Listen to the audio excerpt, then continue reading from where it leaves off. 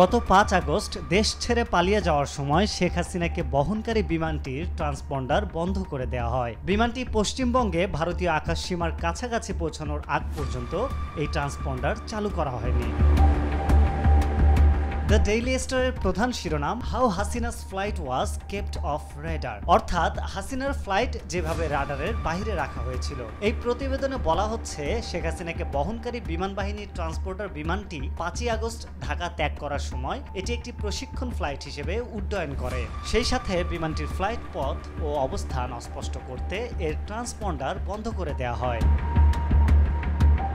বিমানের ট্রান্সপন্ডারের মাধ্যমে এর অবস্থান, কোন পথে যাচ্ছে, উচ্চতা এবং গতি সম্পর্কে তথ্য পাওয়া যায়। সেই সাথে এতে রয়েছে স্বয়ংক্রিয় জিও লোকেটার সিস্টেম। তবে শেখ হাসিনাকে বহনকারী ডেইলি স্টারের প্রতিবেদক এয়ার ট্রাফিক কন্ট্রোল থেকে ফ্লাইট AJAX 1431 প্রোগ্রেস স্ট্রিপের একটি অনুলিপি পেয়েছে। ফ্লাইট প্রোগ্রেস স্ট্রিপ থেকে দেখা গিয়েছে, শেখ হাসিনার বিমানটি 5ই আগস্ট বেলা বিকেল 3টা 9 মিনিটে হযরত শাহজালাল আন্তর্জাতিক বিমানবন্দরের পশ্চিমে ঢাকার বঙ্গবন্ধু এয়ারবেস থেকে উড্ডয়ন করে। পরবর্তীতে বিমানটি ঢাকা কলকাতা রুটের ওয়ে পয়েন্ট বেমোকে পৌঁছালে তার ট্রান্সপন্ডার এবং স্বয়ংক্রিয় জিওলোকেটার সিস্টেম পুনরায় চালু করা হয়।